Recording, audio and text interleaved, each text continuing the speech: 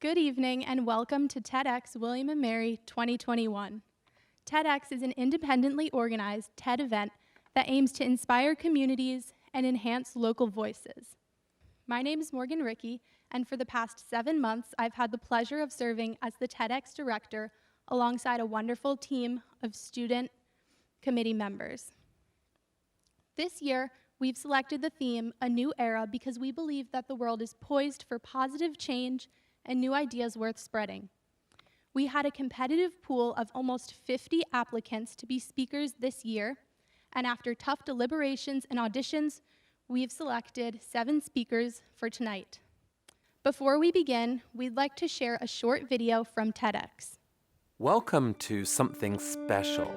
Welcome to TEDx. This TEDx event is part of a global conversation that takes place every day in every corner of the world. In schools, in theaters, in workplaces, even in prisons, people gather to hear the best ideas bubbling up in their communities. More than 3,000 TEDx events are held every year in 170 countries. It's a remarkable thing. TEDx events are self-organized under a license from TED, a non-profit organization devoted to discovering and sharing powerful ideas in the form of TED Talks. It's not TED itself, but your local TEDx team of volunteers that has done all the work to put on today's event, including booking all of the speakers. It's this team's ideas, dedication, and time that have made this possible. We really hope today's program sparks an exciting conversation. This is a day for curiosity and for skepticism, for inspiration and for action. The more you enter into it, the more you will take out. And now, on with the show. I'd like to now introduce to the stage one of our wonderful Speaker Relations co-chairs, Chloe. A new era sounds a bit daunting. It sounds like something that has to be characterized by a life-changing event or something obvious to any observer. And sometimes that's the case, but not always. Sometimes a new era is simply a change in perspective. Starting us off tonight, our first speaker is Grace Rust, a junior in the college, who will be sharing her talk, All That We Can See. Pulling from her studies of linguistics and philosophy, Grace demonstrates the power of thought, language, and vision in her time in Morocco and France. Please join me in giving a very warm welcome to our first speaker, Grace Rust.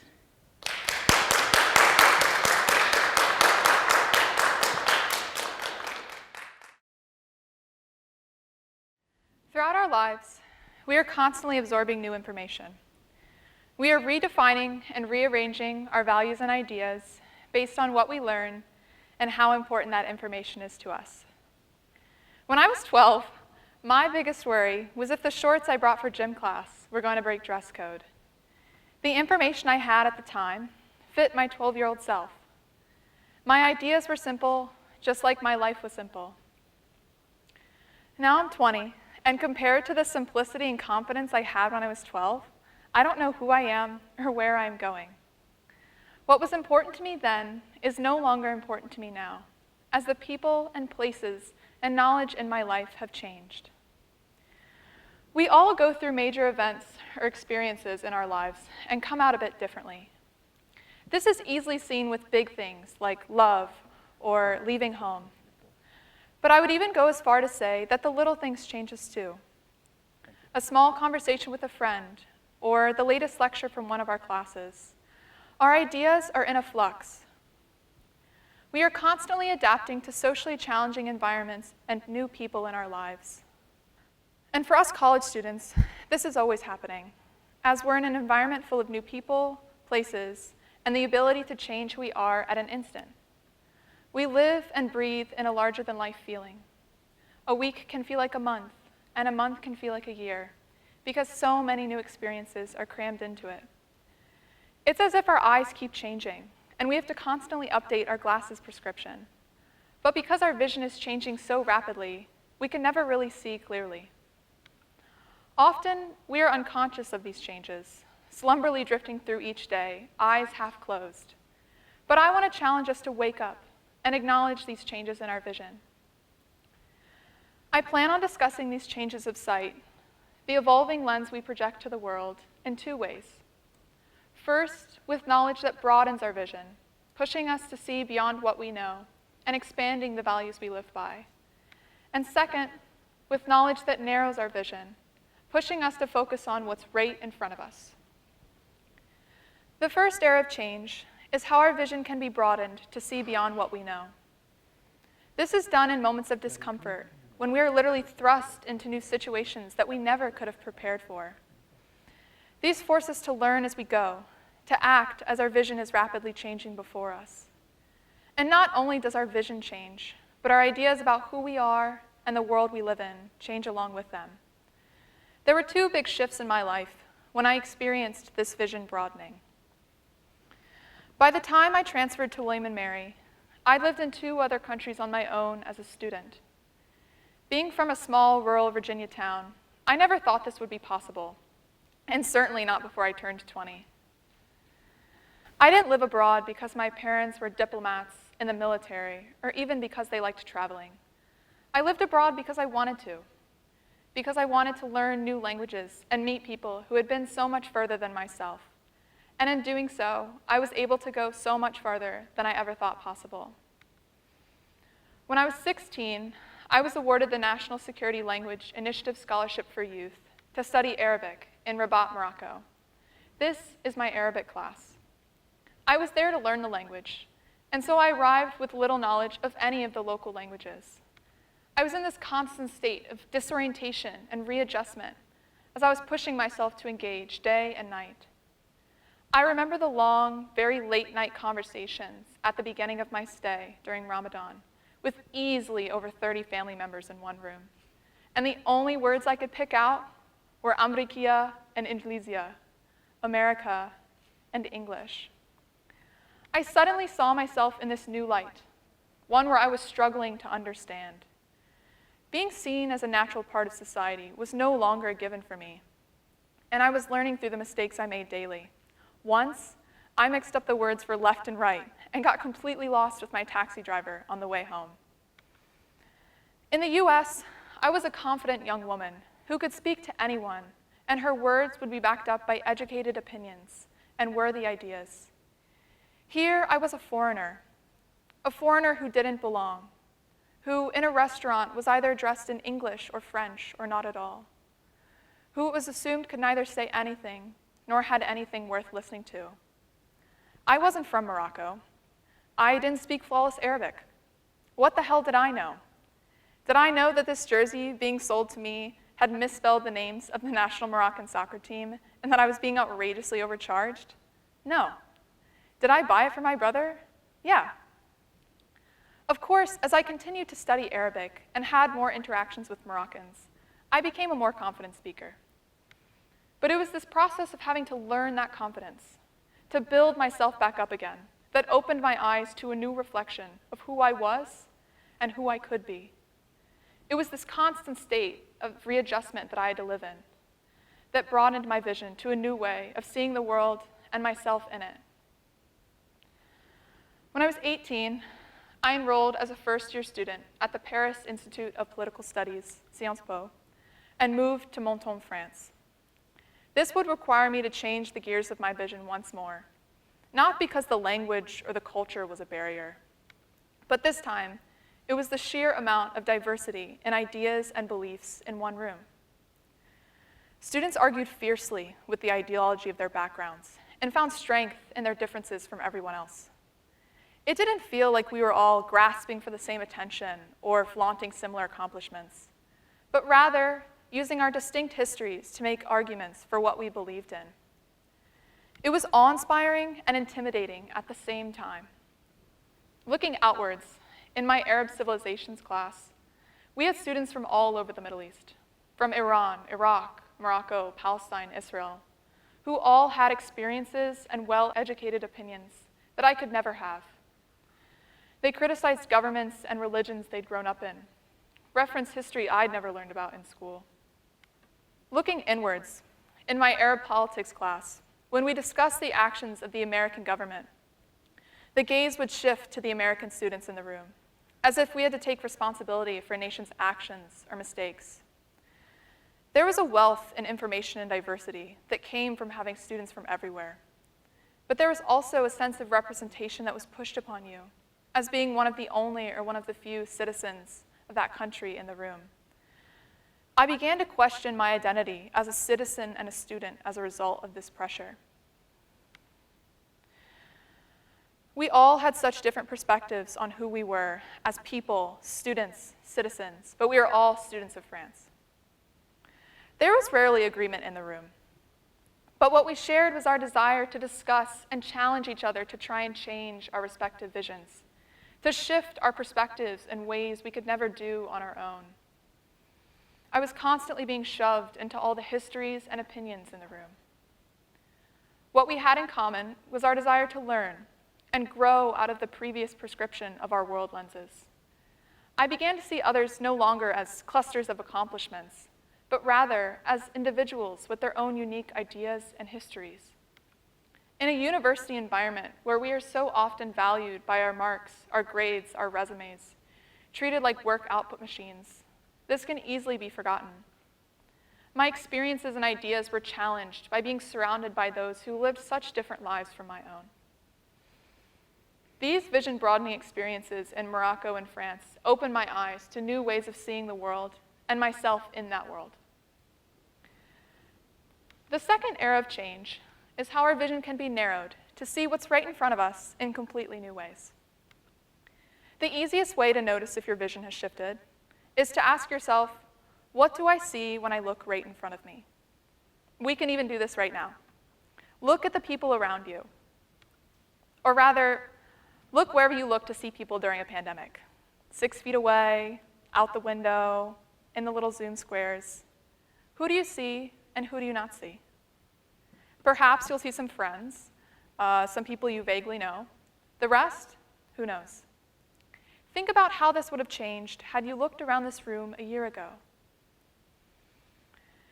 The ability to name who or what you see gives you this power of recognition, and so you have confidence in that knowledge.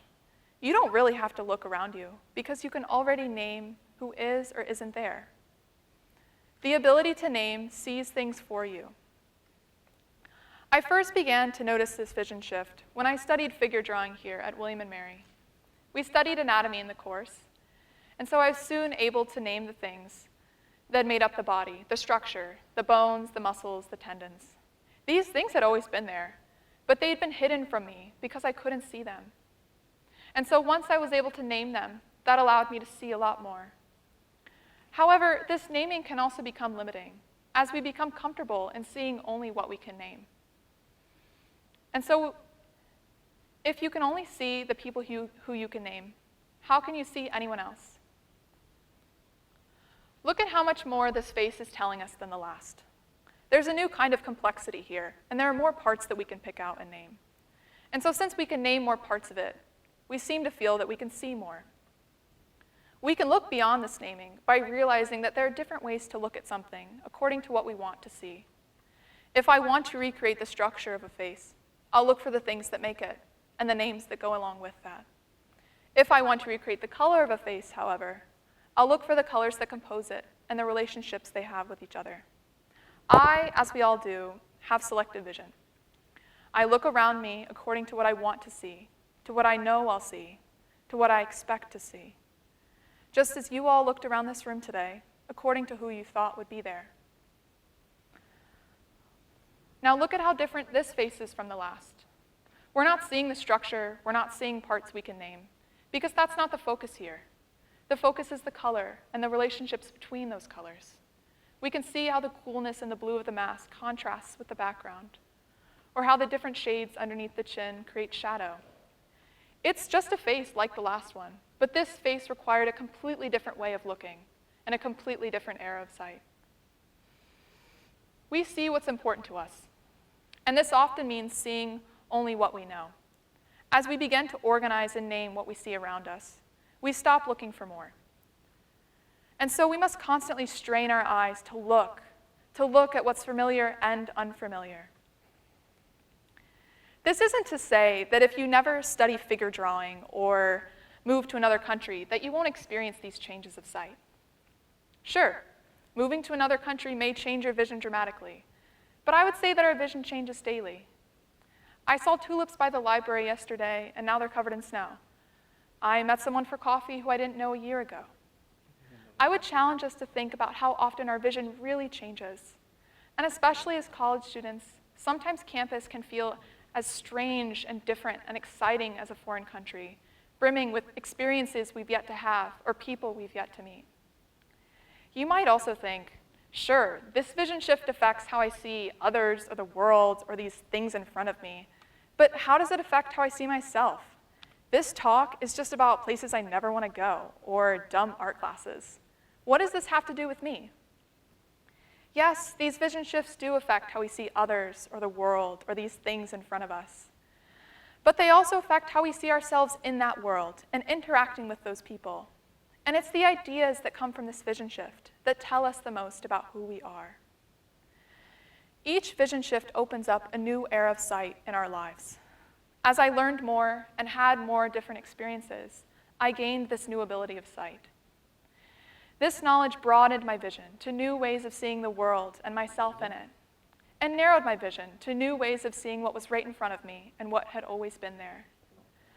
I want you to walk away from this today, not thinking about how you could change your vision or where you should go to do so, but rather how your vision has already changed in all the different eras of sight in your life. Thank you.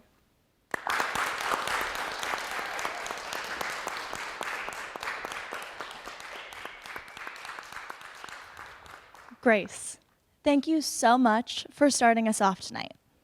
Now to prepare to hear from one of William and Mary's very own professors, Dr. Tatia Granger. Whether it's in the classroom, while coaching her colleagues, or at home with her husband, 2 daughters, and new puppy, Professor Granger manages people through practice. Through the practice of preparation, partnership, and listening. In her talk, Cochlear Implants and Ombuds, oh my, she shows us the impact of the right words at the right time. Understanding that micro steps lead to macro changes, she teaches resiliency and empathy to all of her students. Now, please put your hands together and join me in welcoming Professor Tatia Granger.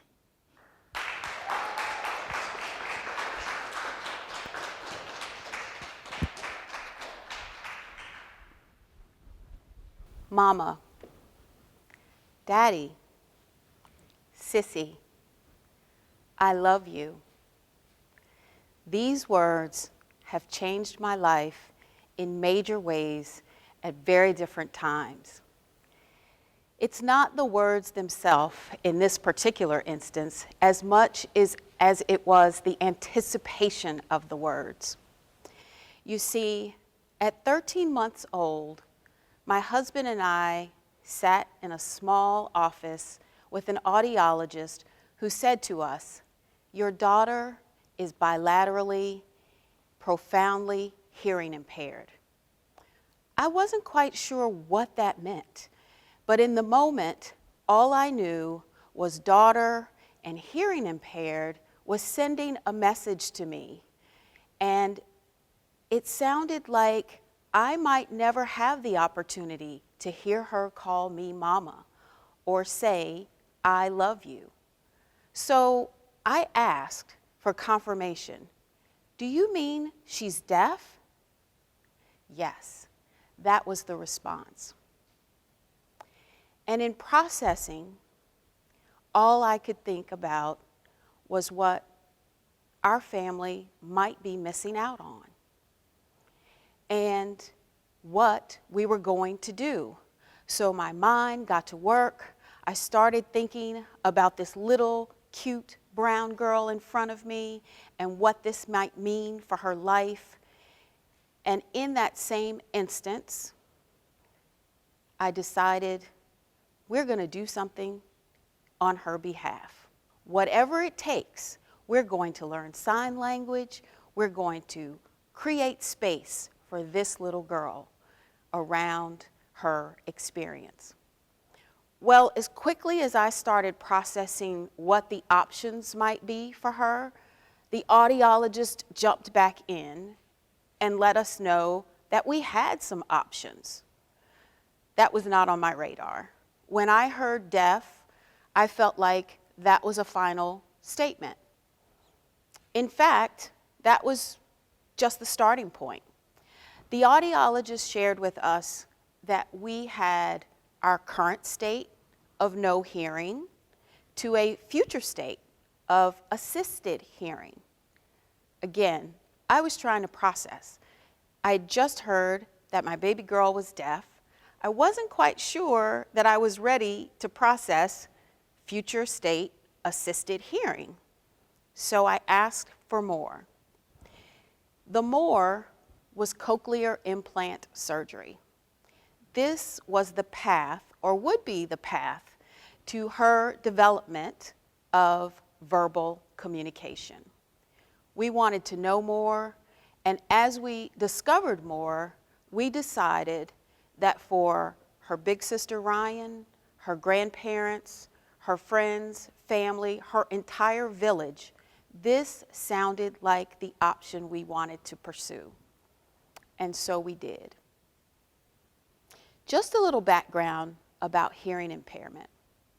The World Health Organization reports that over 5% of the world's population suffers some type of permanent hearing loss. That includes 34 million children. And the National Institute on Deafness and Other Communication Disorders also reports that 90% of hearing impaired children are born to hearing parents. These statistics welcomed me and my family into a set of new demographics. Reese was 13 months old when we got this diagnosis, and the next 5 years were replete with surgeries and unending speech therapy. Did I mention that I have an unrequited love for ENT doctors, audiologists, and auditory verbal speech therapists? It's a lot. I do. And over the course of her first 5 years of life, we put in the work. We put in the work and the practice to help her find, develop, and execute on that verbal communication that I thought was so elusive and not a thing, quite frankly, in that moment that we received her diagnosis. She did well. She responded well to the therapy, and we took on the role of engaging and reminding her at every step of the way that this was a situation that she could describe. And so I became her personal narrator at home, in the car, at the grocery store. And the greatest feeling were the days that eventually came to pass when Reese became her own narrator. Interestingly, and about the same time that I was working with Reese on her path to verbal communication, I received a call about another word, phrase that would change my life. This time, the phrase or the word, well, the phrase was, "The job is yours." The job was an ombuds. Again, my reaction was took a few minutes to process. You might be picking up on a pattern with me. And in the moment I was trying to figure out exactly what I was getting myself into, I discovered that this particular role was powerfully anchored in helping to create space for words in a way that would help move individuals from a current state to a future state. The current state was typically anchored in conflict. Now you might be wondering, who knowingly takes on a job that is anchored in conflict? Well, I did. And I have to say, while that certainly crossed my mind, in the moment, I also realized that this role presented as a tremendous opportunity. It was going to be a space or create a space for individuals where getting to and beyond this position of conflict was going to have significant impact on who they were and how they showed up and their workspace. It seemed very solution-oriented to me. And who doesn't want to be part of a solution?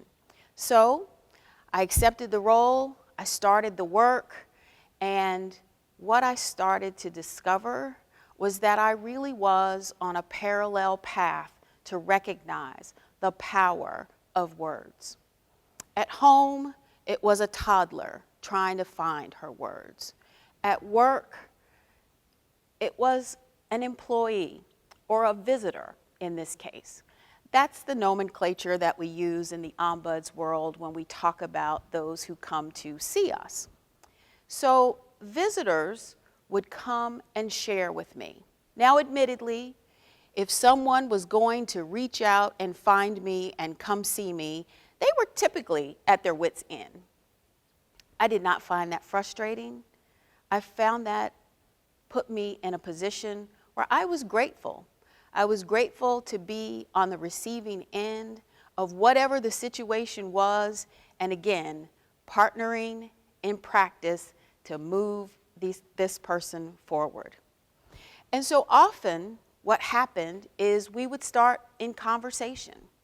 I would get the details about what had happened and how that made the person feel. And I will say that typically ranged from helpless to angry. And in processing and unpacking all of that, we would talk about their options. Now, interestingly, they often reacted in the same way that I did when I found out that I had options about my daughter's hearing impairment. They would often respond with, "So there are some things I can do about this situation?" Absolutely. And that's when our work began. Trying to figure out what were the words that brought you to this space and what words would we be able to use to move you beyond this space. We would often role play so that they would be very comfortable taking on the conversations back in their respective workspaces. I can recall one early visitor who expressed some concerns about being classified as essential. Now, essential sounds like a very special category, and yet the way in which it was shared with this person did not leave that impression. And that's where we started. Let's unpack that, and let's figure out what we can do, what you can do to change that perception. I was finding parallel power in my roles as speech mom and ombuds. It was really quite amazing.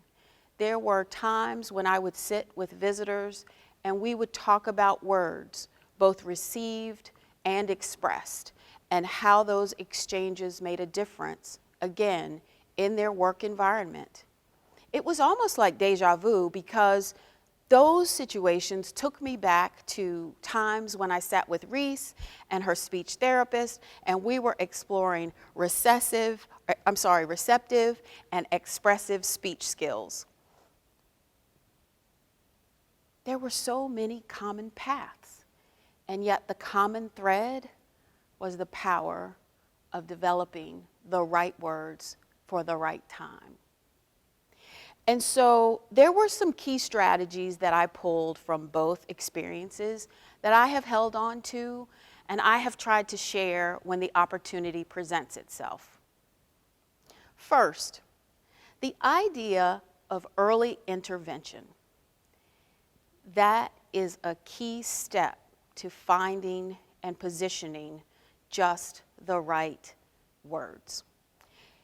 In Reese's case, early intervention meant an early diagnosis, an early treatment plan, And it launched us on a path that led to a great path of progress for her. Her perception of her world around her had everything to do with how quickly and how early she was introduced to practicing developing speech. In my ombud space, early intervention meant, quite frankly, having a structure in place that allowed individuals to come forward and figure out what to do next. It was also an opportunity that could help move a situation of conflict to be addressed at its lowest level rather than watch it escalate to a potentially litigious outcome. Early intervention also made me aware of how important a range of options is in the moment. You heard me talk about what a difference knowing about my options made for me and Reese. And quite frankly, in my ombud space, I found that presenting visitors with a range of options was one of the most empowering actions I could take. Again, what it did is opened their perception about this situation, which here to now had been pretty narrow. That gave hope. That created hope. And that's where we started to move into some of that solution-oriented space. So early intervention was really important. Active listening, equally important. I was paying attention on Reese's behalf to what she was saying and what she wasn't saying. And with my visitors in the ombud space, I was doing the same. And also trying to help them pay attention to what was said and maybe what wasn't said, all as we try to move forward. Another strategy that was particularly helpful was that of facilitation. And so there comes a time where you find yourself in conversation, in practice, back and forth, using your listening skills, and yet you want to facilitate the development of what's to come. With Reese, that development was all about her language, her verbal language. With my visitors, it was all about their possibilities. How do I work through this situation and get beyond it? And so creating space by mentioning this range of possibilities was often a reality check in both cases for me. Another strategy that was really empowering was that of coach. What I discovered in my coaching mindset was that all of the work that we did on the front end, and a lot of work on the front end, would eventually and ultimately become the responsibility of the other person to execute. So with Reese, what that meant is she became her own narrator. She found her words. She could tell her own story. With my visitors, what that meant is we might role play a scenario so that they would be quite prepared for the conversation when it had to happen back in their workspace. So early intervention, active listening, facilitating, and coaching were some of the key strategies that helped me recognize and support the development of words, the choice of the right words, and the execution of the appropriate words to move forward. The interesting part is I discovered this on two very distinctly different paths, as speech mom and ombuds, through cochlear implants and ombuds. Oh my. I did feel like at times I was on the yellow brick road heading somewhere and pulling folks along with me. Sometimes it was that small toddler, other times it was my colleagues. And in the end, we did get somewhere. And that is what makes the important piece of words mattering so important to me. I am grateful for the opportunities that I've had to demonstrate how important it is to pay attention to those who can't always find the words they need in the moment that they need them. And what I hope that I have not only picked up for myself, but that I am sharing with others as I continue to practice those strategies and others, is that it's really important to make space for words. No matter what the experience, no matter what the situation, words matter. Thank you.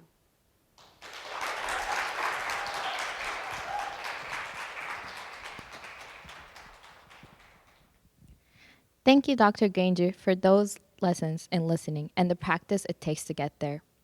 Speaking of practice, our next speaker knows a thing or two about how habitual thoughts, words, and actions have the power to affect our lives, positively and negatively. In her talk, Embodying Your Potential, Sally, an undergraduate student, will walk us through her journey of her relationship with food, with her body, and with herself. At this point in the lineup, we'd like to provide a content warning.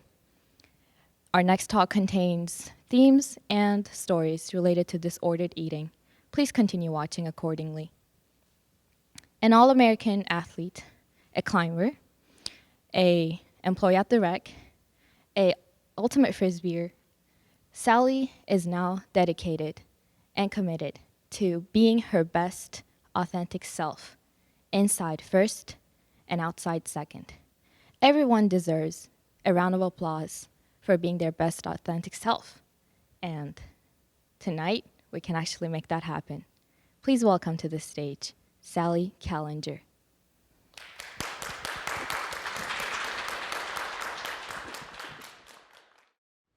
You and your body are on the same team. That revelation, obvious as it may sound, changed my life. But before we get there, we need to talk about everybody's favorite topic, fear. See, I would consider myself a little bit of an expert on fear, not because I've researched it or studied it, but because I've spent most of my life in the thick of it. Death, heights, that mascot for the Philadelphia Flyers. It's safe to say that our world has a lot of things worth being afraid of. And yet, if that's the case, then why do we spend so much time worrying about the things that aren't? And by that I mean, why are we so afraid of our own bodies? There are a million different ways I could answer that question, but in my opinion, they all rely on one crucial mechanism: the vilification of normal bodies. After all, we aren't born afraid of cellulite or stomach fat. We don't instinctually look in the mirror and hate what we see. We do it because we're taught that value only comes in one size. See, when we grow up looking at messages like this, believing them is hardly a challenge. If anything, I would call it a rite of passage. From younger and younger ages, we are indoctrinated to believe that the way our bodies fit this standard directly determines our value. I mean, we could be future doctors, creators, writers, but messages like this stifle our potential. They serve as a constant reminder that we only deserve that success if we look the part too. And there is nothing more terrifying than when your life is tied to something you cannot control. And that's where my story begins. In high school, I worked really hard to outrun my body image issues, and I mean that literally. As a year-round athlete, I practically had the words mind over matter tattooed across my forehead. As far as I was concerned, my body was just another obstacle standing in the way.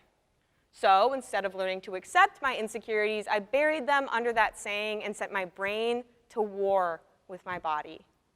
From practices to lifts to section playoffs, I accepted nothing less than everything. Then, I graduated high school, moved halfway across the country for college, and came face to face with the problems I had run from for so long. Gone were the days of 4-hour practices and tournament weekends. No one was yelling at me to run faster or back check harder. For the first time in my life, the only person responsible for my body was me. And yet, I still believed that my worth depended on that body.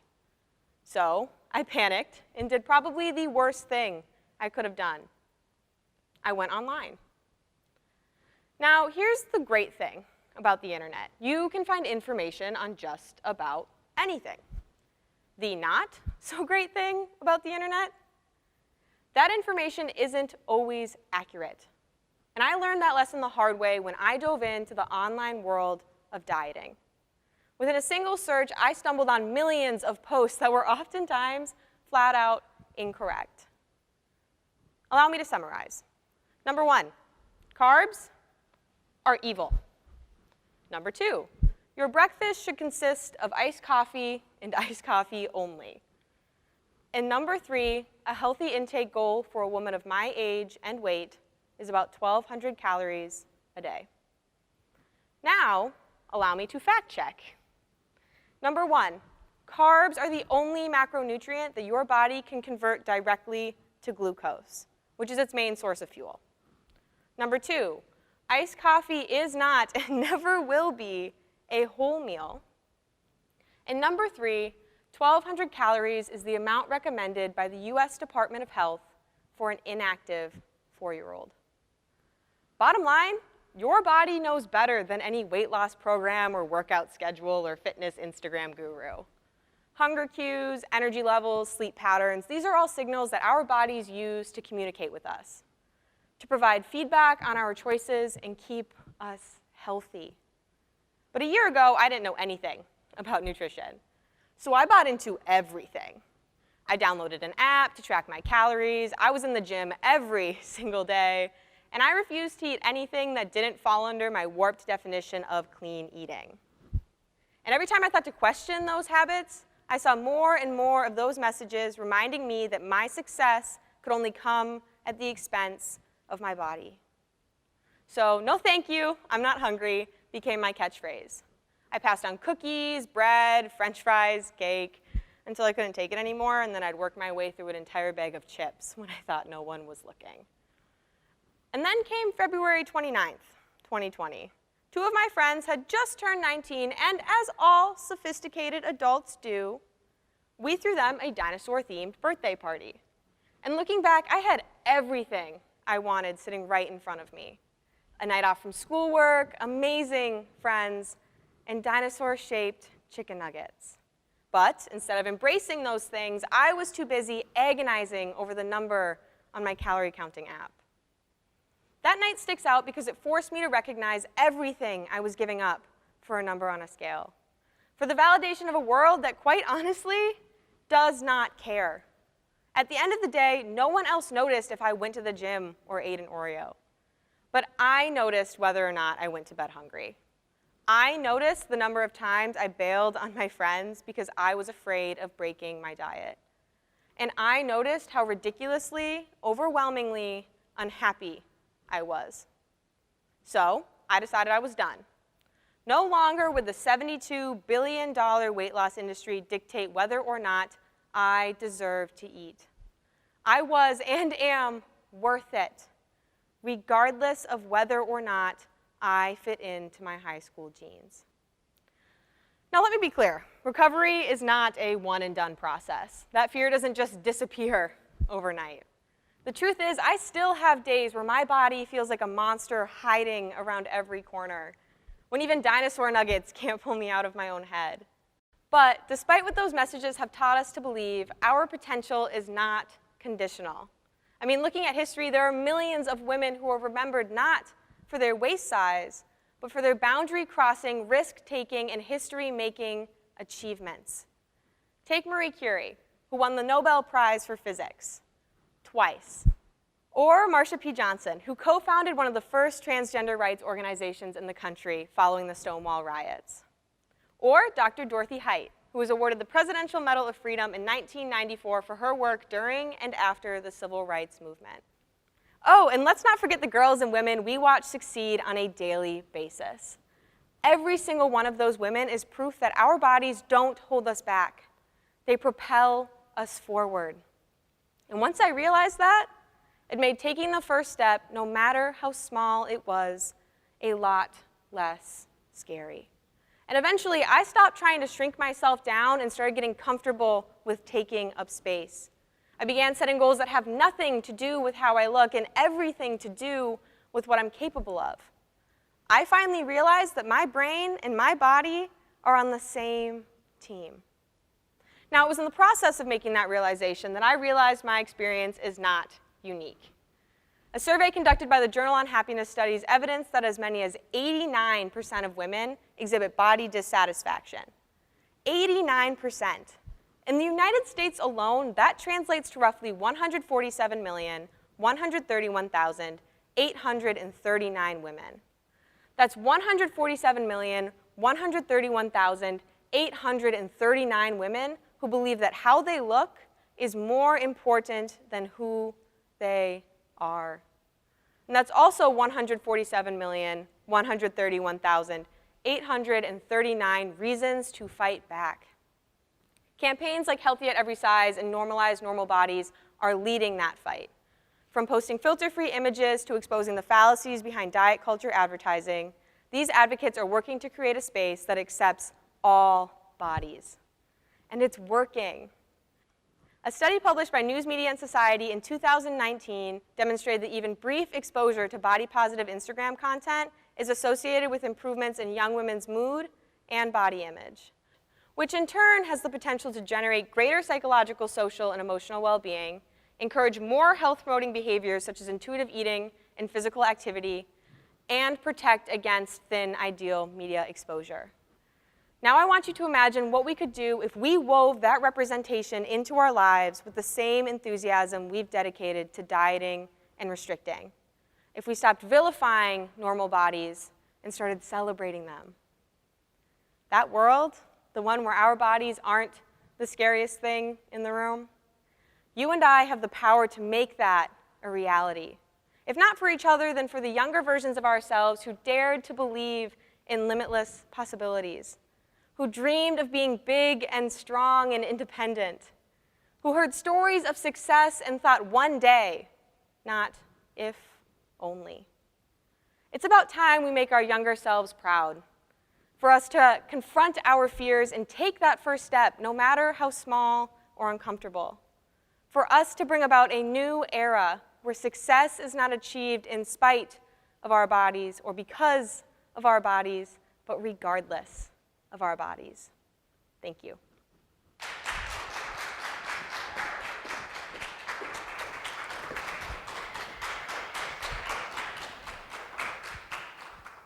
Before continuing with our next talk, we would like to issue a content warning, acknowledging that our next speech contains mentions of suicide.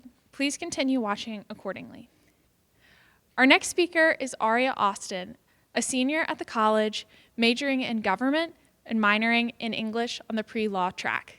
In 2015, Aria founded the platform Pretty Is As Pretty Does, #PIAPD.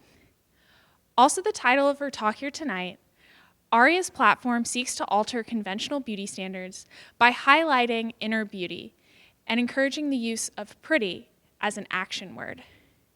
Aria seeks to empower those around her through her performance, poetry, public speaking, and serving as Miss Greater Richmond. On campus, Aria serves as the class president of the class of 2021, as a diversity and inclusion fellow in the government department, and as the co-chair of the Academic Diversity Project. Aria is a proud member of Kleptomaniacs a cappella and Syndicate Hip Hop, and also works as a writing consultant in the Writing Resource Center. Please join me in giving a warm welcome to our next speaker, Aria Austin.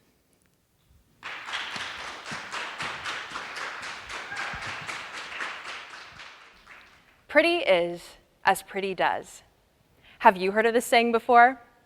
My mother taught it to me when I was younger, and probably doing something I should not have been doing. If you haven't heard of this saying before, pretty is as pretty does is an Americanization of the Old English proverb, handsome is as handsome does, which comes from Geoffrey Chaucer's 1386 story, The Wife of Bath's Tale. Nowadays, you'll often hear pretty is as pretty does said in the South to denote that one's physical beauty is not an indicator of their character or their kindness.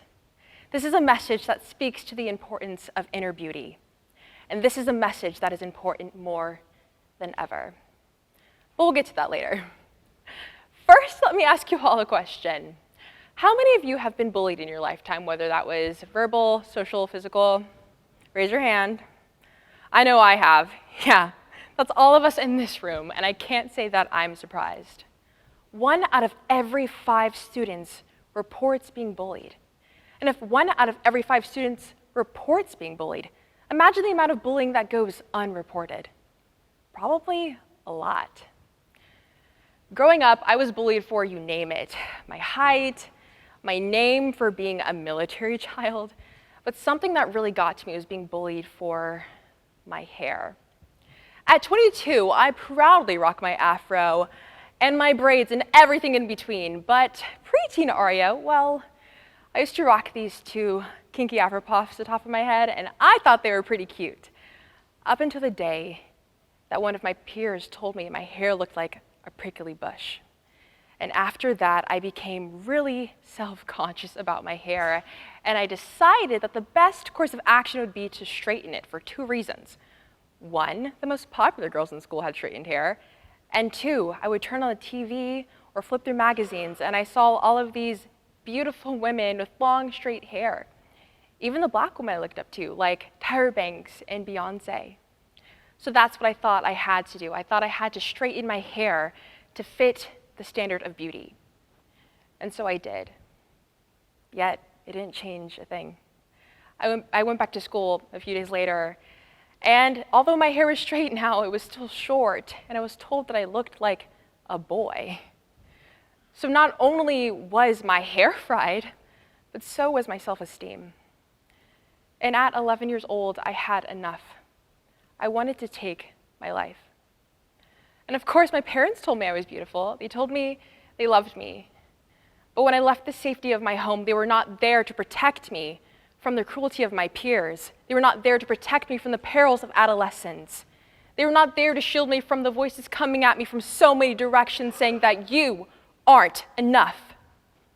There wasn't enough you are enough growing up.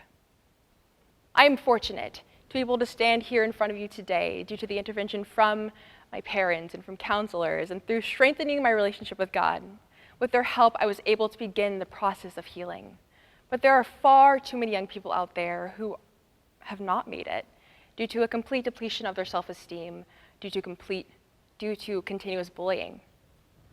The CDC reports that suicide is a leading cause of death for children ages 10 to 14. And while researchers are still trying to determine the correlation between bullying and suicide rates, it is clear that bullying has a detrimental impact on our mental health. If you were born before 2000, most of the bullying you experienced most likely did not happen on the internet. But once the mid to late 2000s hit, there was a whole new opportunity for bullying that was introduced. Take the bullying that I experienced, take the bullying that you experienced, and add on to that cyberbullying. The bullying follows you home now, and that is insane. A 2019 study conducted on cyberbullying victimization revealed that 37% of students in the US, ages 12 to 17, have experienced cyberbullying. Young people are no longer protected in the confines of their home, and where I looked to television and magazines to see what would help me fit in, now we add on the layer of social media influencing how we perceive ourselves with filters and beauty influencers and social media challenges encouraging us to change the way that we look, such as the 2015 #Don'tJudgeMe challenge. As someone who struggled with suicidal ideation growing up, I became increasingly concerned about the impact that cyberbullying and unrealistic beauty standards were having on our mental health. Dr. Jin Twenge, author of the book iGen, notes that there was a substantial increase in major depression or suicidal thoughts, in psychological psychological distress, and more attempted suicides after 2010 in comparison to the mid-2000s, and that largest increase was seen in adolescents and young adults. Coincidentally, the greatest spike in these symptoms occurred in 2011, right after social media really took off. So, at 15 years old, I'm sitting talking to my mom, as one does, and I'm thinking that this is a lot. This is a lot for my generation. This is a lot for future generations. And I became so frustrated because I wanted things to change. I didn't want any more widespread feelings of inadequacy. I didn't want any more lives lost. But what agency did I have as a teenager to change any of this? This is when my mother reminded me of the message of pretty is pretty does. And I became determined to make a difference. As a result, in 2015, I founded the platform Pretty is Pretty Does, hashtag PIAPD on social media in response to all the negative social interaction I saw on and offline. Hashtag PIAPD is designed to counteract ill-conceived notions of beauty on and offline amongst the youth, and over time it has evolved into a broader commentary on beauty standards, in turn facilitating how to live our lives in a truly beautiful way. In this sense, pretty is seen as an action word, rather than just strictly a physical characteristic. People can use hashtag PIAPD as a way to highlight mental health awareness through self-love and self-care, and also to promote acts of kindness. With the belief that our value comes from within, a golden heart symbolizes this movement. On social media, people can also use hashtag PIAPD to highlight something that represents the message of pretty is pretty does, whether this is a person or an infographic or a quote. It is a place that you can go online to be surrounded by positivity. As a writer and a musician, I know the power that the arts can have on boosting self-confidence and releasing positive endorphins. So one of the first things that I did with this platform was hold an online talent contest. Contestants incorporated the concept of pretty is pretty does in artistic form, whether that was through song or dance, through poetry. And the first, second, and third place winners all received hashtag PIAPD merch so they could go out and promote the message even further in their communities. I also was fortunate enough to go on Good Day DC with my little sister to promote the message of pretty is pretty does, which was an incredible experience. In February 2016, my mother mentioned a local preliminary competition to compete at Miss Virginia's Outstanding Teen.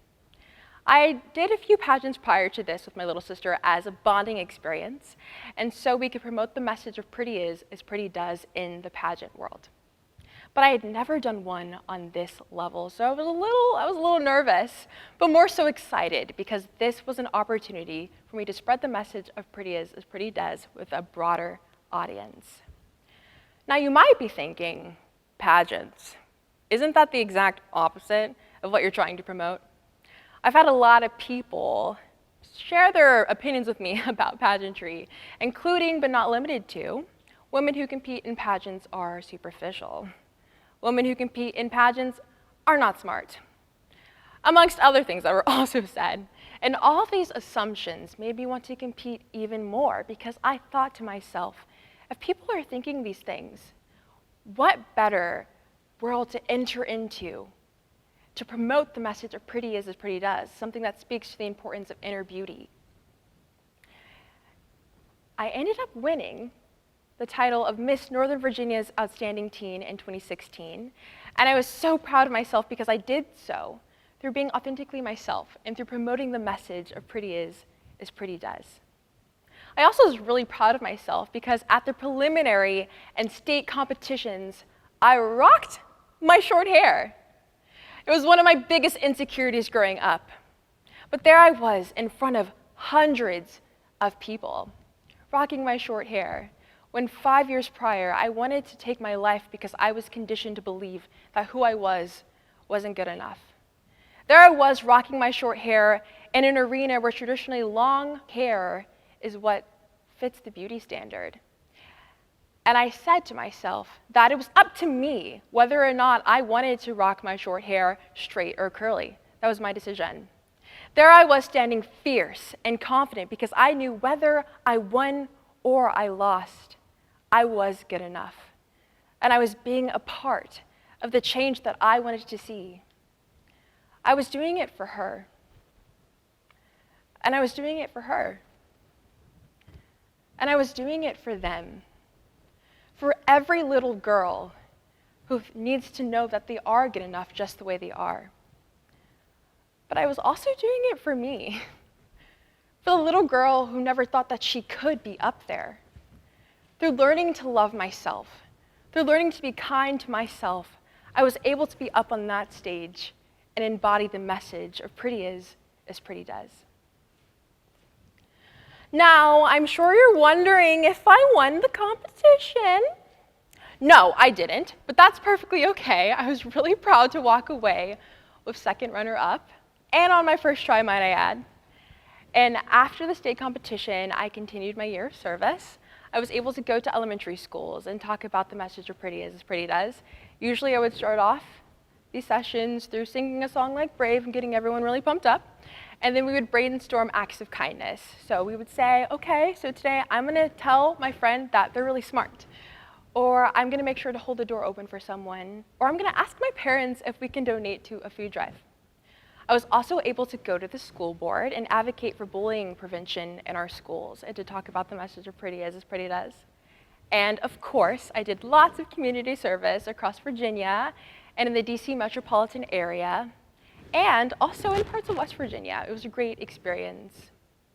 After my time was up as Miss Northern Virginia's Outstanding Teen, I took a break from competing because I came to William&Mary. College is a big transition, and I needed to take that break. But by junior year, I was ready to get back out there. So I decided to compete for the title of Miss Virginia through entering a local preliminary competition in Virginia. But I was also nervous about this because it would be my first time competing in the Miss division.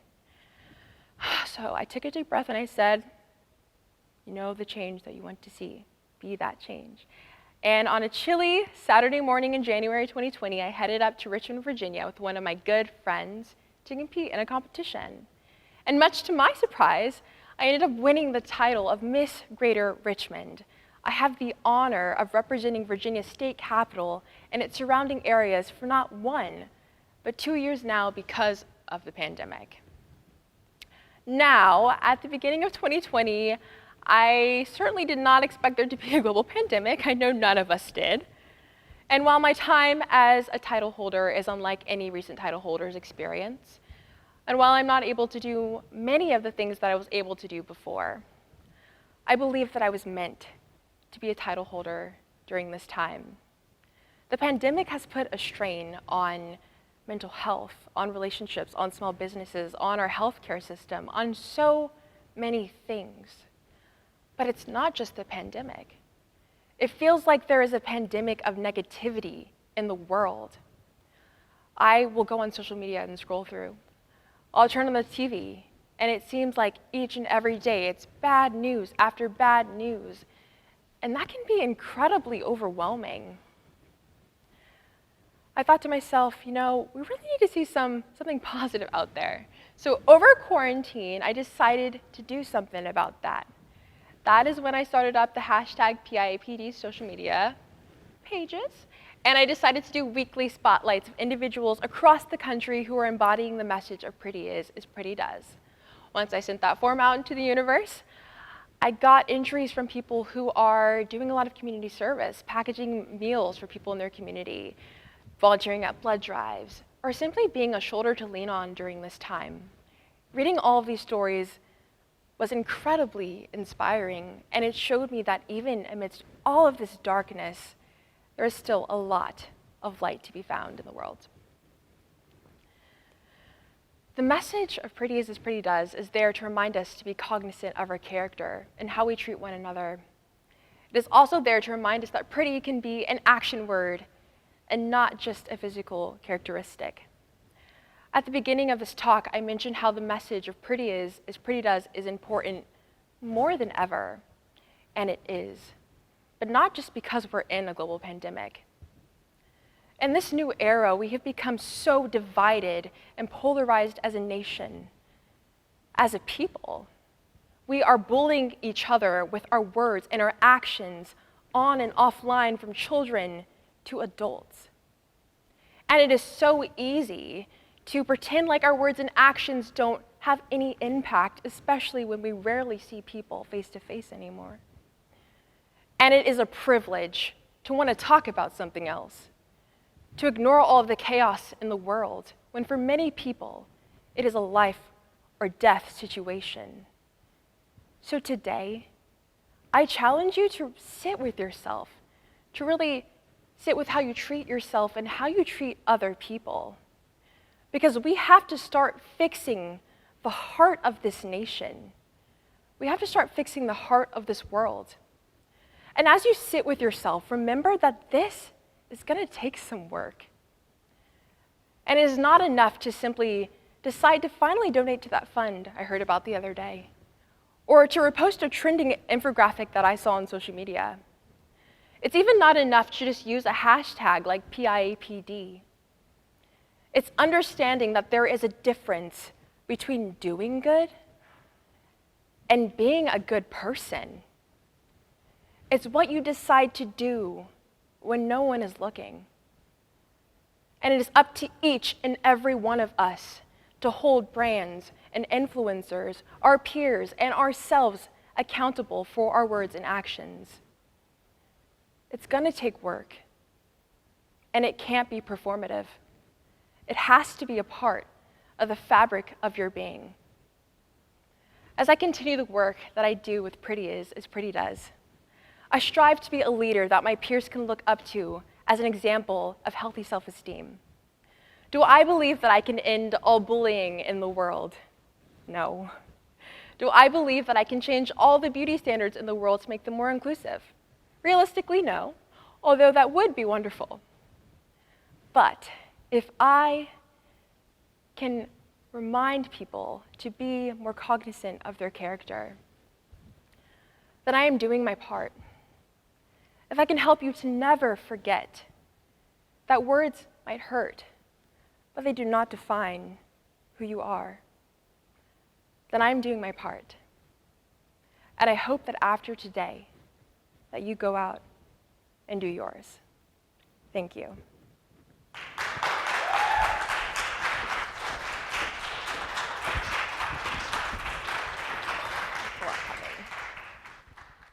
Studying public policy and Africana studies, Alton Coston III creates movement, reform, and rehabilitation to the settings he joins. Charged by socioeconomic injustice and how disproportionately it affects the communities of color, Alton has sought out educational efforts towards tangible change. In his talk, Confronting the Myth of Black Inferiority Through Authentic History, Alton seeks to elevate concerns about the game and how to get out of it. Please put your hands together and help me welcome to the stage Alton Coston III.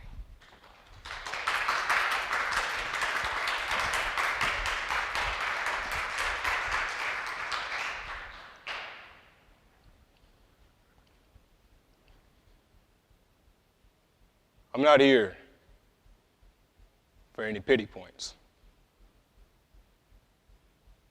I'm not here to be viewed as a product of victimization.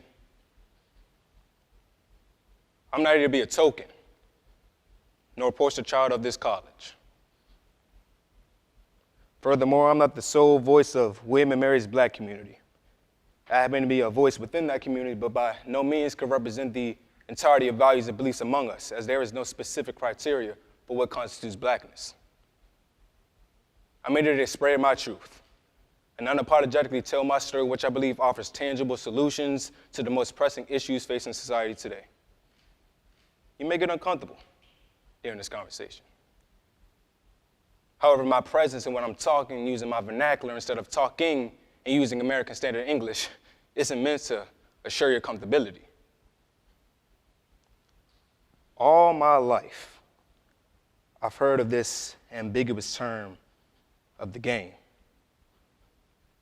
Whether it be from my dad, some OGs from the barbershop, or my granddad reminiscing over his heyday, I've always heard these distinct words: Learn to navigate the game, son. As a kid, I never truly knew what it meant. I mean, what game were they referring to? Was there even a game to begin with? Well, despite any previous ignorance I may have once held, I began to understand that this game that I felt estranged towards, we actually ended up having a closer relationship than I anticipated. I had been in it since birth. I wasn't merely an outsider looking in. I felt more like a pawn in a game of chess. And one of the earliest memories I had in this game came from Virginia's good old public education system. It was here where the game attempted to swallow me whole. It was here where the concept of my hair as nappy or kinky came as unprofessional. It was here where the concept of code switching was forcefully implemented in my head as essential for me to make it in a professional setting. It was crippling. Having to put exhaustive effort into how what you say or do will be perceived by others, assuring others' comfortability at the expense of your own. Despite all those obstacles bringing to focus who I am and what I look like rather than what I was learning, I was a great student. In fact, I loved school, despite the fact it miseducated me. Virginia's public education system loved the Founding Fathers, man. You would have thought it was the second coming of Jesus, the way they celebrated it. I mean, even took us on a field trip on down to Jamestown so we could see everything ourselves. But the only time that my people were remotely close to being mentioned was during Black History Month in February. The 1 month of the year and the shortest one at that. And quite honestly, the only person I remember learning about was Dr. Martin Luther King Jr. I mean, what was it about Dr. King? Was it his marketability? Was it his role as a peace fighter that refused to condone violence? Did his timeless preaching voice and rhetoric found in the pulpits of Black churches across the country make those who ran the game comfortable? Were these teachers even explaining Dr. King's socio-political beliefs in the correct manner, or just giving me the bits and pieces that they wanted me to hear? Never mentioned that he was crossed by friends, dismissed by the media that championed his cause, and abandoned by supporters who questioned the efficiency of his strategy.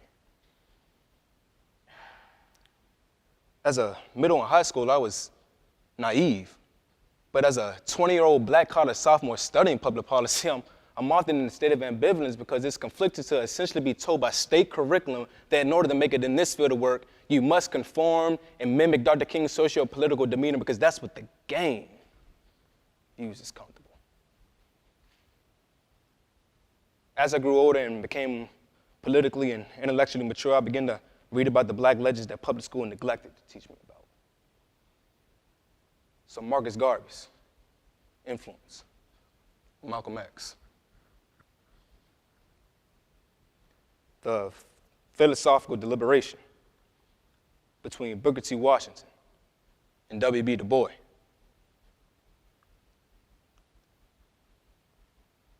the historic feats in Congress from Shirley Chisholm, and the leadership of Ella Baker, amongst others. As I continue to do more research, I begin to understand that high schools were doing an abysmal job of teaching the history of slavery. And in fact, according to a survey conducted by Southern Poverty Law Center of 1,000 American high school students, only 46% knew what the Middle Passage was. Only 18% understood the significance of Nat Turner's rebellion, and only 8% knew the true reason why the South seceded from the Union. This is where I begin to understand the myth of Black inferiority and how essential it is to the game's operations. Marketing and communications pioneer Tom Burrell explains that this myth is based on the premise of erasing Black people's history and using media distortion as a way to promote the contempt of the American experience, specifically the Black American experience. It uses media distortion, and not only does it do that, but it feeds off the complex conditioning of Black people's minds. Instead of showing the greatness of our history, they show the plight thereof. Carefully, handpicking realizations of our experience for their profit. The myth attempts to make blackness synonymous with trauma instead of triumph, with fear instead of strength, with the status quo instead of the revolutionary. The myth uses the media to spread its tactical messaging like deeming lighter skin more beautiful than darker skin, or siloing athletic careers to black children as if we don't have some intellects, or showcasing black broken communities without showing the policies of why they look this way, or misstating our history to fit their narrative, like saying that Rosa Parks sat down because her feet was tired, as opposed to saying Rosa Parks sat down because she took a stand.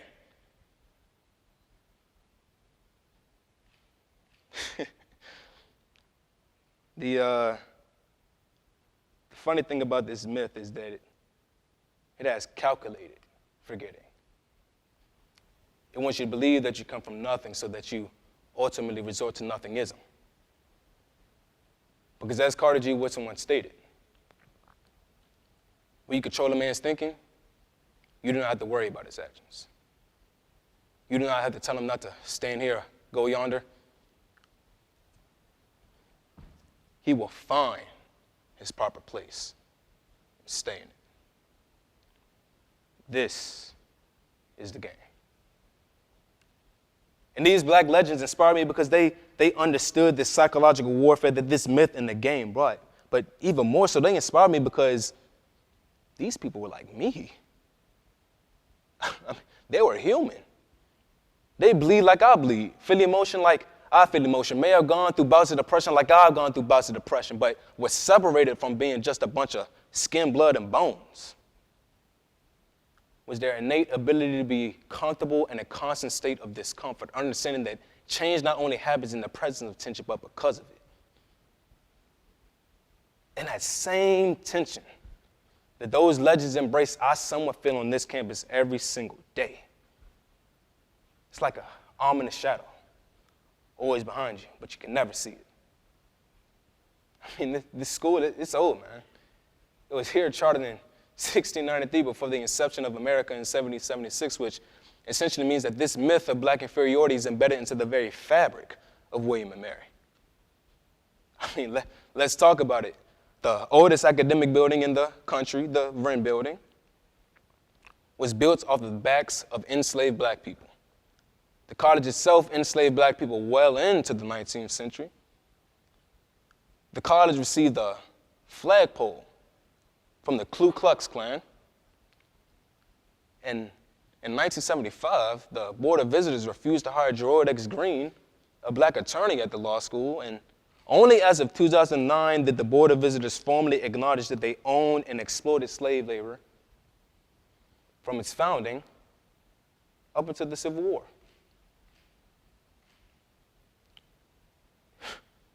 I mean, even my presence on this stage will make old Thomas Jefferson and James Monroe turn over in their graves. Never mention the fact that I proudly walk on this campus in all black, rocking my headphones, blasting Stevie Wonder or NDRE. During the political and civil unrest that occurred this past summer, students across the country were highly critical of their respective universities of previously or actively contributing to the harm of black and brown communities. And that was the case here at William and Mary. My friends John Ezzard, Helena Boyd, Olivia Grimble-Mack, and I received information about this place called Highland, which is the former estate and plantation of James Monroe located in Charlottesville, Virginia. Now, we heard through word of mouth that Highland was a place that was glamorizing Monroe as a founding father without reckoning with his role as someone who enslaved up to 250 black people in his lifetime. Understanding this, we wanted to receive more information. So we decided to set up a meeting with the director of Highland herself, Director Sarah Bon Harper. Now, our intention during this meeting was to see whether Highland was explaining history as it is or as shown which it was. And as we communicated with Director Bon Harper and she began to explain Highland's initiatives, we began to understand and realize that Highland wasn't merely watering down history. They were reckoning with Monroe's egregious history of slavery through an authentic lens.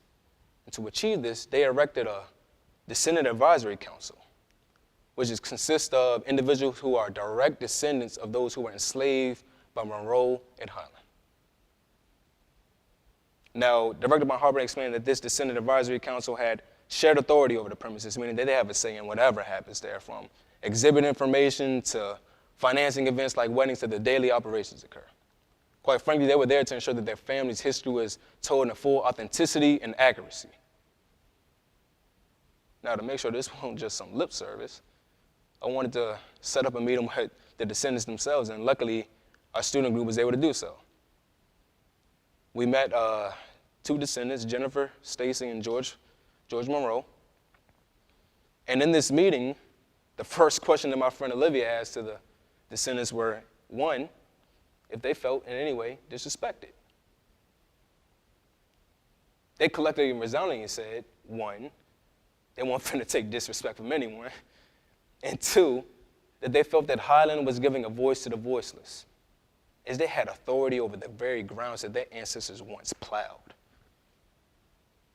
Among other racial reconciliation initiatives, Highland had also been highlighting the biographies of those who were enslaved at Highland, showcasing that these weren't just people that were enslaved without talents. These were enslaved people whose talents were exploited.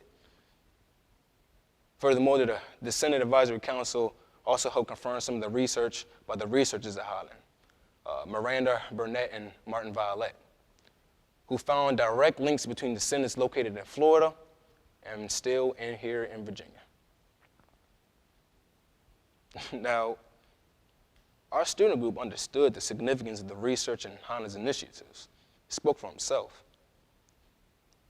But we also recognized that there was an estrangement towards the student body. In fact, some could even argue it looked as though William and Mary was hiding the fact that Highland even existed.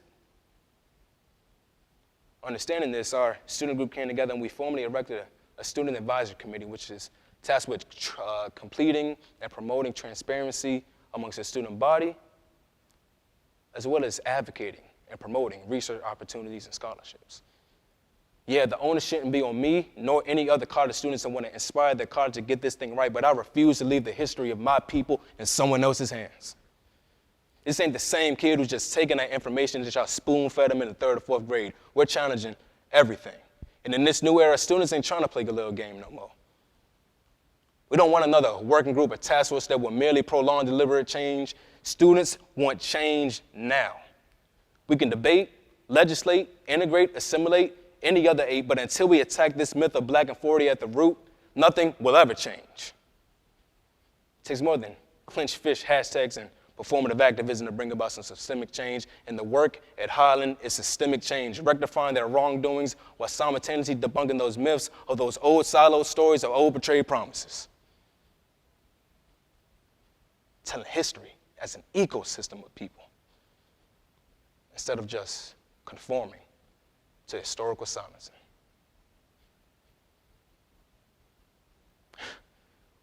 William and Mary often prides itself on being the alma mater of the nation, a place where the concept of a more perfect union may have originated.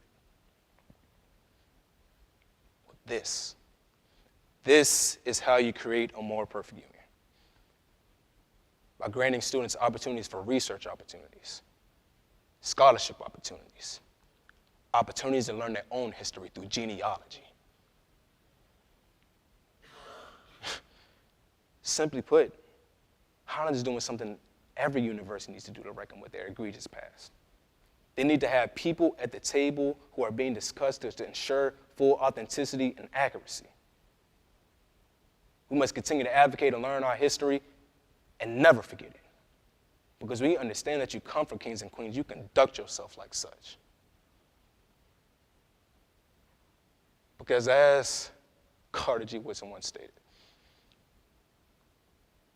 when you control a man's thinking, you do not have to worry about his actions. You do not have to tell him to stand here, go yonder. He will find his proper place and stay in it. Well, at Highland, the descendants have found their proper place. At the table where decisions are being made. Sooner or later, the game has been flipped on its head, and we're ready to start on. Thank you.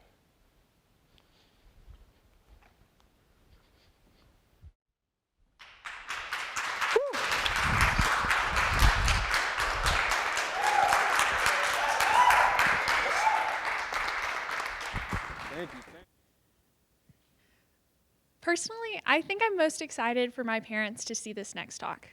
Nothing against any of the other speakers, but I think this one speaks directly to them. Our next speaker, Amanda Deverich, specializes in using her personal and professional experiences to inform her clinical therapeutic practices in counseling emerging adults and their parents. Her talk is titled, Promoting Emerging Adults to Independence, How Millennials and Their Parents Can Navigate This Launch Together. Please join me in welcoming our next speaker, Amanda Deverich.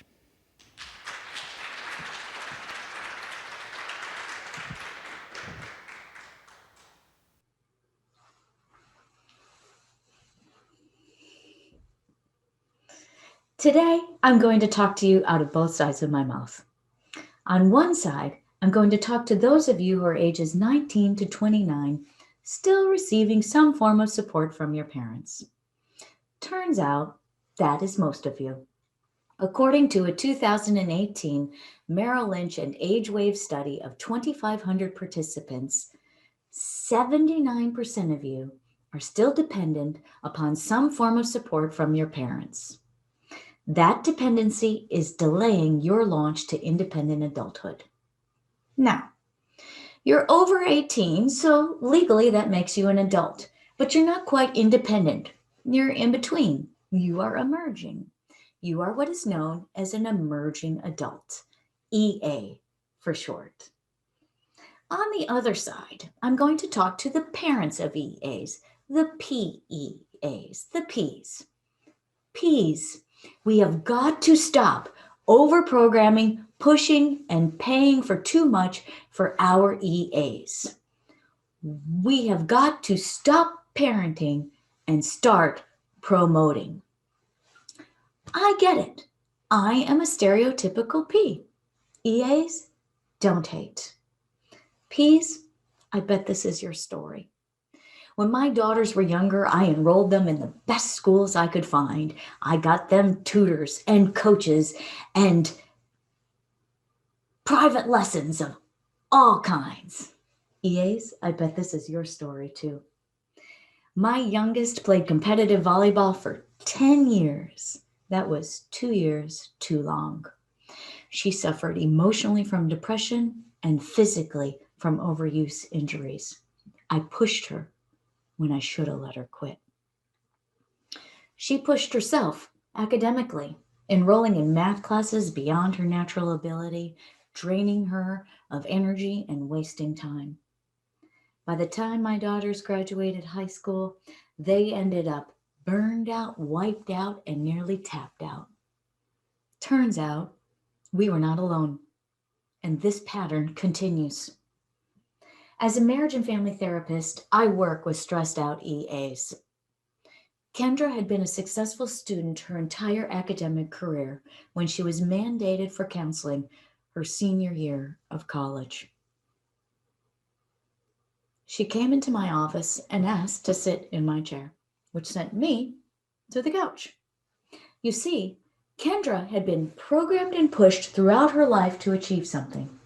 She suspected the real goal of our sessions was to prevent an increase in the school's dropout or worse, suicide rate. The last question she would entertain was, what are you going to do when you graduate?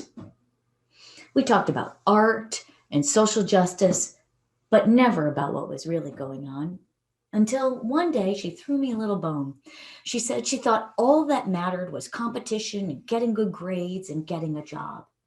In fact, she was worried that she would compound this competitive culture by getting better grades than her sister had, which would mean she would succeed at her sister's expense.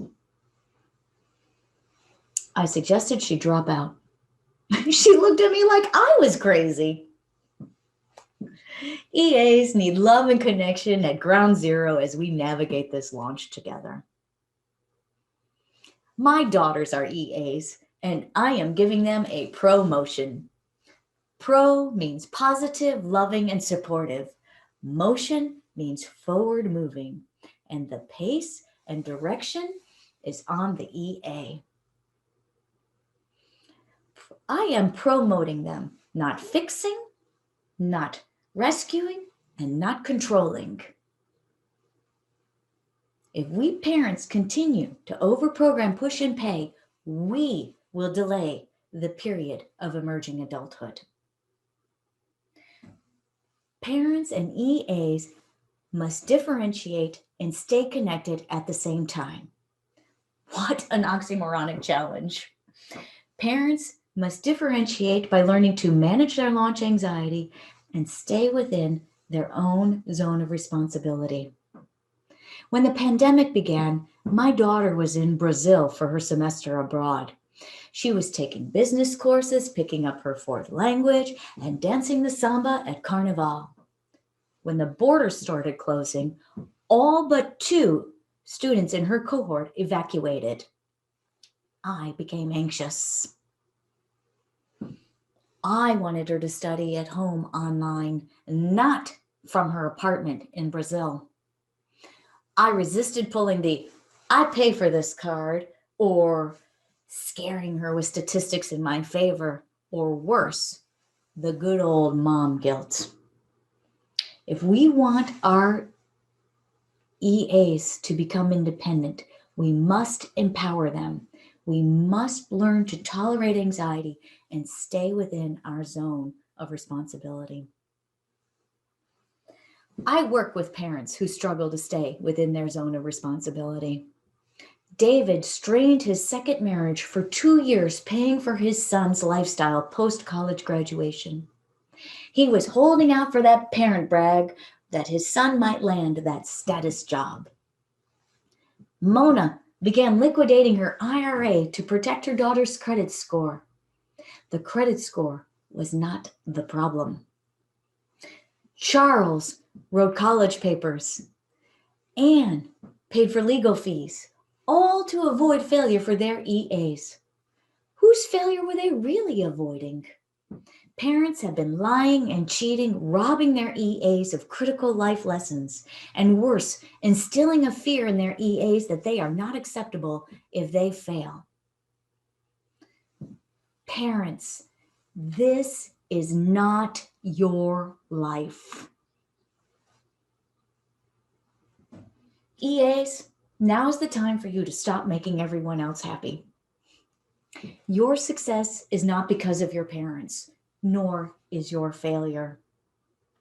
Now is the time for you to differentiate and stand on your own. Trust your gut. Trust yourself. Know if you fail, you can course correct and rise again. My daughter wanted to stay in Brazil. She stepped up. She assumed responsibility for her zone. She determined the safe places she would go, the company she would keep, and the mask she would wear. She learned to manage anxiety through challenges, failures, and disappointments, even when she had not been given direction. EAs, you must set your own standard for success. EAs, this is your life. Promotion occurs in the zone of effectiveness. This is where the 2 differentiated zones overlap and where the parent does just enough to help their EA motivate and move on. Parents can provide enough financial support without jeopardizing their own retirement. EAs can ask for help or guidance without relying solely upon it. Parents can promote their EAs by maintaining calm in the face of failure, doing a lot of listening and asking empowering questions such as, "What are your thoughts?" or "What can you do?" Parents are positive and supportive. EAs are independent and empowered. Both must tolerate anxiety. Both must take risks. The future is a vision, not a given. Parenting an EA is incremental, not linear. Parents and society have been skipping the basics for more advanced lessons. EAs may need guidance with money management, credit cards, insurance, or getting an interim job. When Beth came to my office for help promoting her son, she was at her wit's end. She had spent his entire childhood and adolescence hiring tutors and therapists to help manage his anxiety and ADHD. With her by his side, every support system had been set for his success. Now, at 27, Peter had dropped out of college, was nominally employed, and was still dependent upon his parents for some form of support. He was without health insurance and was threatened with utility cutoff because he couldn't figure out how to pay his gas bill. Now, it wasn't Beth's fault. She had been doing what she thought was right. In fact, her parenting had been effective with one of her children, just not this one. Same ingredients, different cake. We had to go back to basics. We had to define Beth's area of responsibility, Peter's zone of responsibility, and what could be done in the zone of effectiveness. Beth stopped overstepping her bounds. She recalibrated her goals and began promoting her son. She engaged in the zone of effectiveness and very simply said, "Pay your gas bill, Peter." Then she stepped back. Peter stepped forward. He paid his gas bill. He emerged further. He figured out how to get insurance on his own. The months without health insurance and the threat of utility cutoff were high anxiety for both Peter and Beth.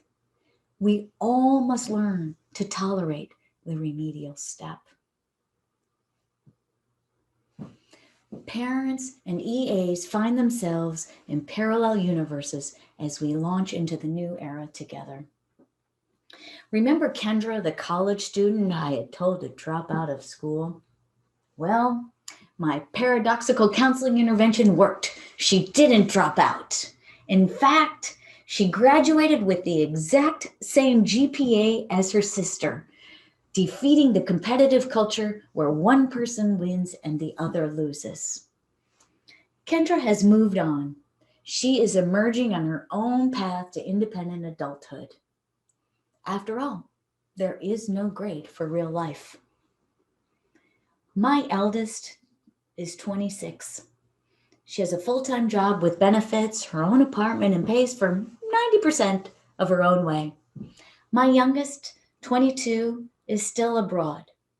Our bank accounts are still connected, but she lives within a very tight budget. She is learning to manage her own life. And if I want to promote her, I need to empower her. We discussed what would happen during the pandemic. We both needed to tolerate anxiety and take risks. Parents, we must stop overprogramming, pushing, and paying for our EAs. It's time to start promoting. I don't always follow my own professional advice, but when I do, I tell the world about it.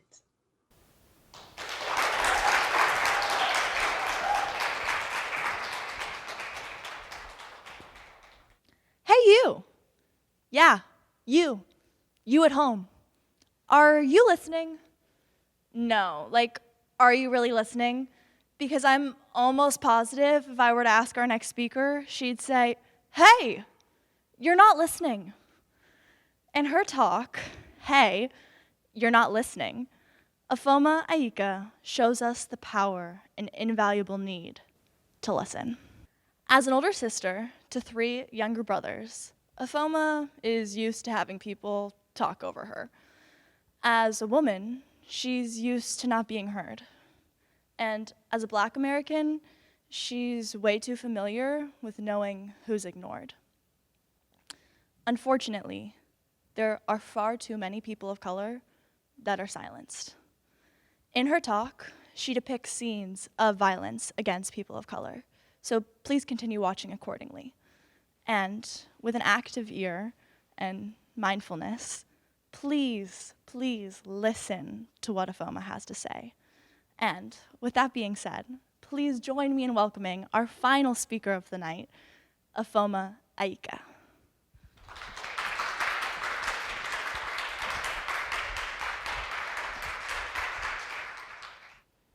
Okay, so I'm the oldest of 3 boys.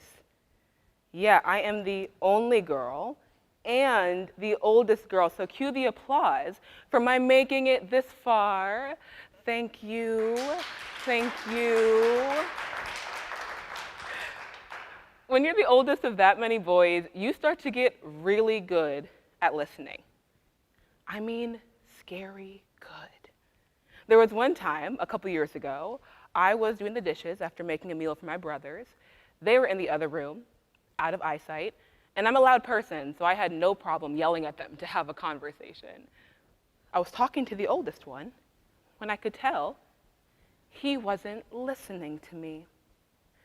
His responses were almost right, but by the slight lack of inflection in his voice, the length of pauses between each response, and most importantly, he wasn't laughing at all of my jokes, I could tell that he was texting someone and who it was.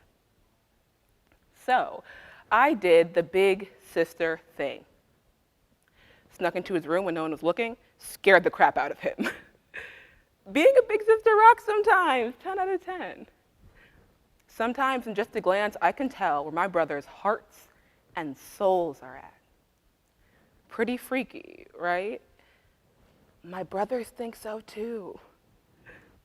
Needless to say, I have a bit of a knack for listening. For me, it's an art, a skill really. I think that people underestimate the difficulty and the power of listening. I've been working towards the aim of racial justice for years now, working with Black student organizations and presently serving as the co-chair for the Reparations Committee. Some of our most influential anti-racist thought leaders have spent hours upon hours engaging with the voices of these marginalized communities, listening for the patterns, the themes, the core issues. One of my biggest responsibilities as co-chair is actively listening to the voices of these communities in order to make decisions that support their feedback. If I wasn't doing this, my recommendations would be off, my direction misguided, and my work unrepresentative of the people that I wish to serve. Listening is crucial, now more than ever. I've probably heard the phrase, listen to Black people 1,000 times over.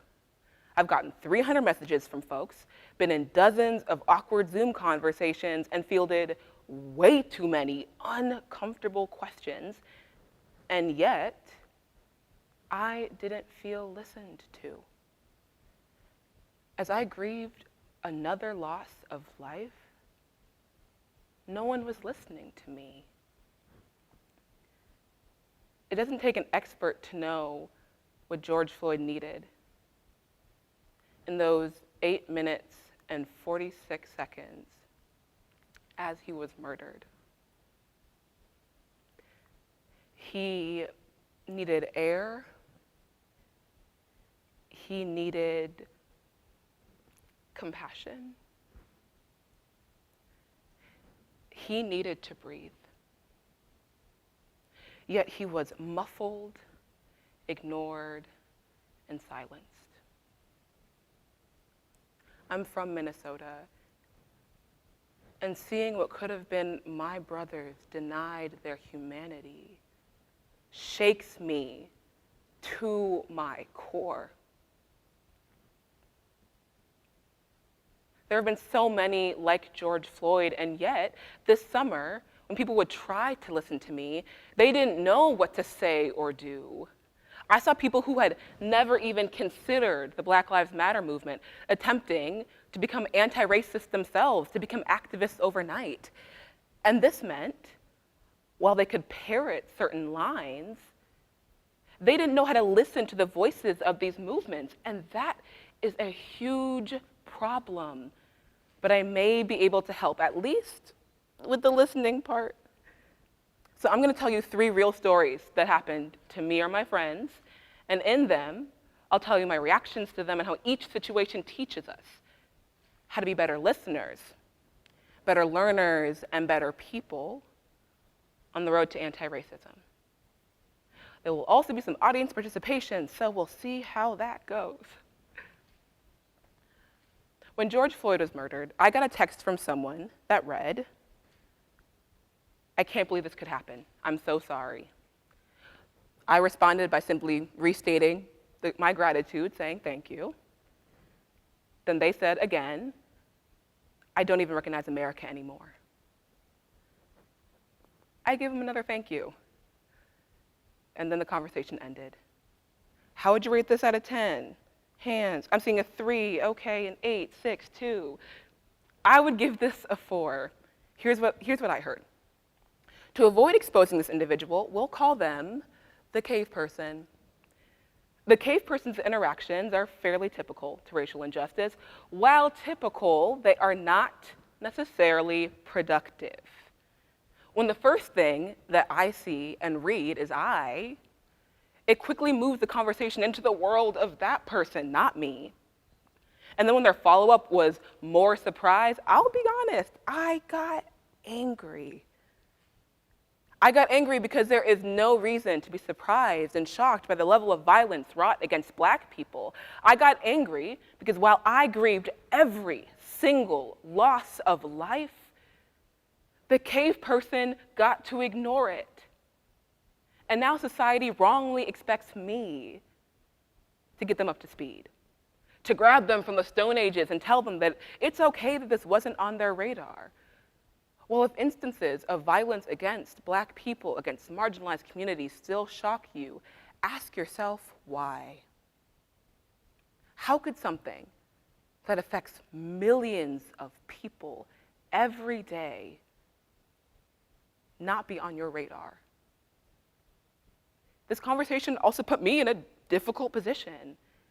I would have loved to be at the center of the conversation, to be asked how I felt, how they could support me, or in many ways, and in many cases, just giving me some space.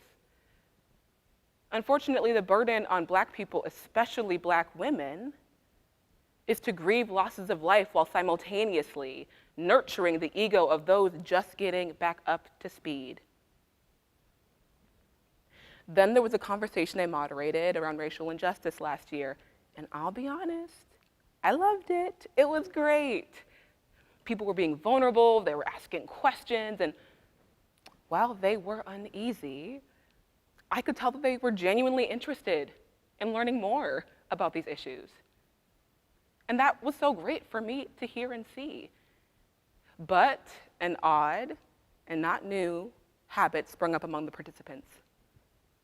Before they would say a question or a comment, they would always start out with something like, "I just finished this MLK memoir," or "I just watched the documentary, The 13th," or "I was having a conversation with a really close friend who happens to be African American." It was like approaching the entryway of my house wearing a hazmat suit.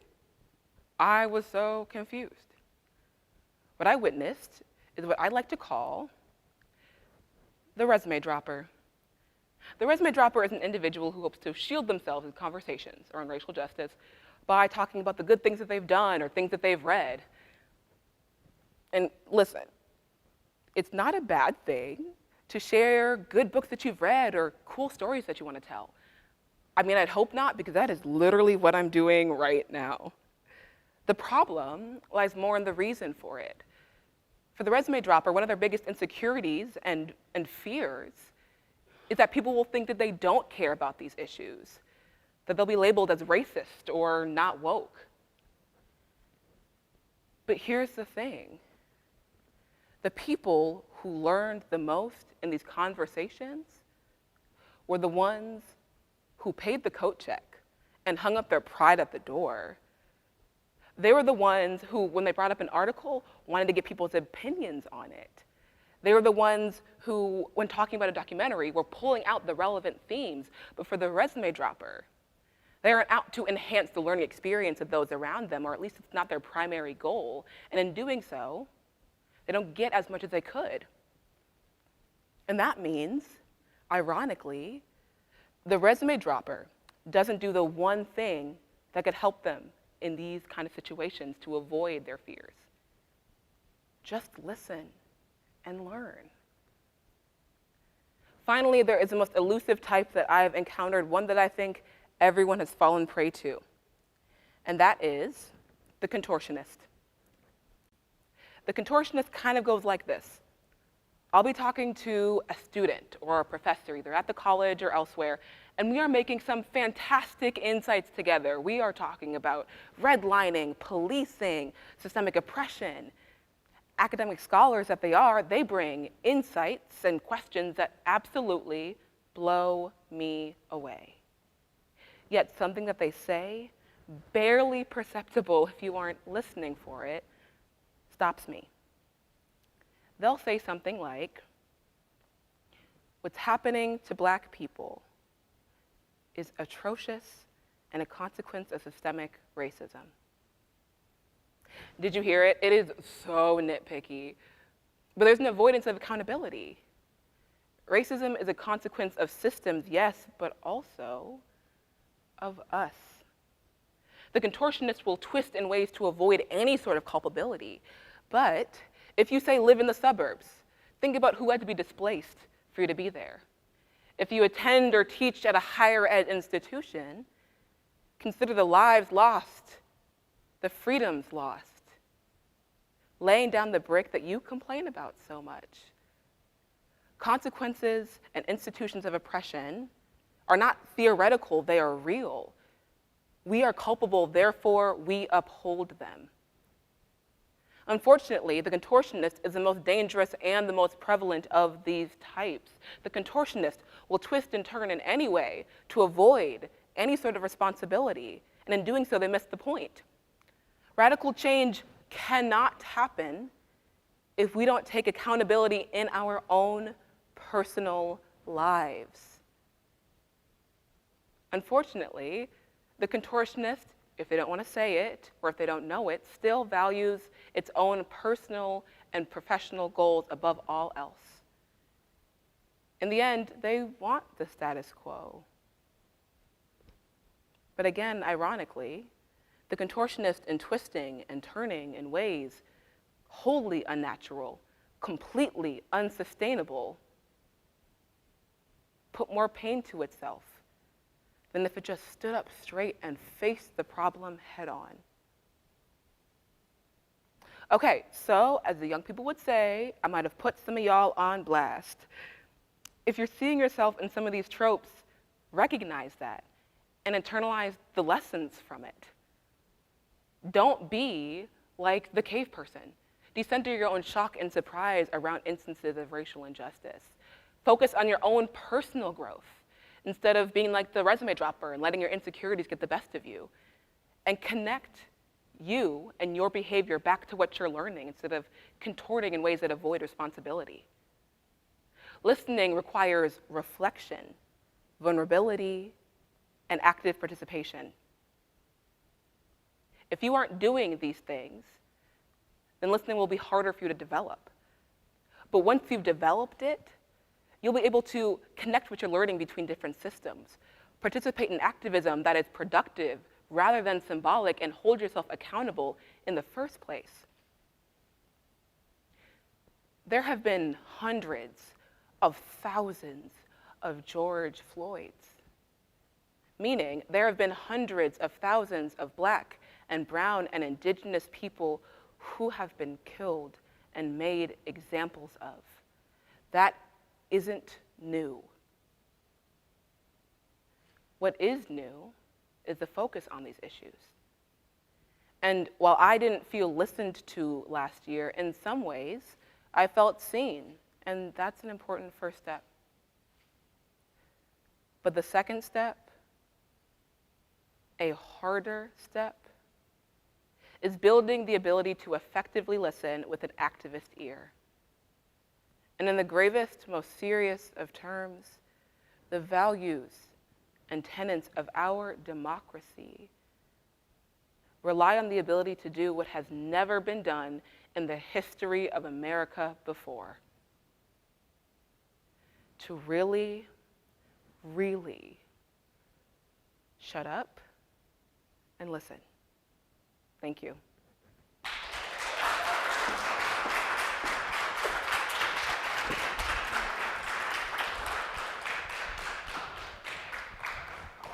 With this, we hope to inspire and encourage people to engage in conversations that have the potential to change the world. At this point, I'd like to welcome up our TEDx committee.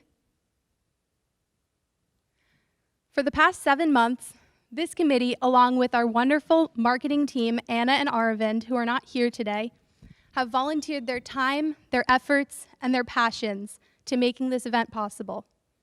We'd also like to give a big shout out to Ann Arsenault, our wonderful advisor, without whom today would not be possible at all. Thank you so much, Ann.